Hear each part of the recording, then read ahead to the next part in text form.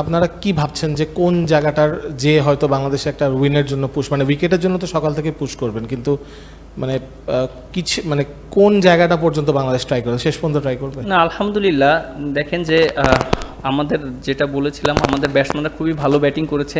এখন যেহেতু আমরা বোলিং করছি, আমাদের একটা ভালো অপরচুনিটি আছে।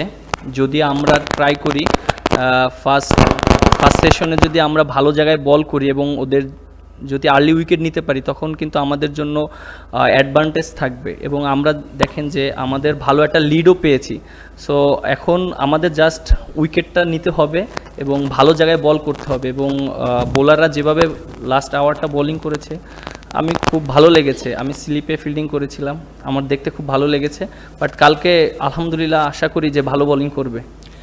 মেহেদী, জাস্ট একটাই প্রশ্ন, আপনার ব্যাটিং সম্পর্কে যদি বলতেন। মানে গত বছর পাকিস্তানে একটা সেঞ্চুরি ছিল এবং মানে এখন আস্তে আস্তে ব্যাটিংয়ের দায়িত্বটা মানে কতটা আপনার উপর এখন?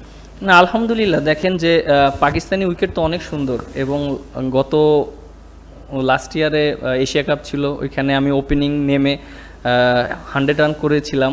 সো আমার কাছে খুব ভালো লেগেছে, বিশেষ করে পাকিস্তানি উইকেট অনেক সুন্দর ব্যাটিং করার জন্য।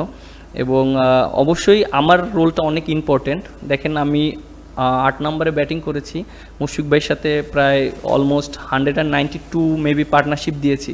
এটা টিমের কিন্তু একটা মোমেন্টাম করে দিয়েছে।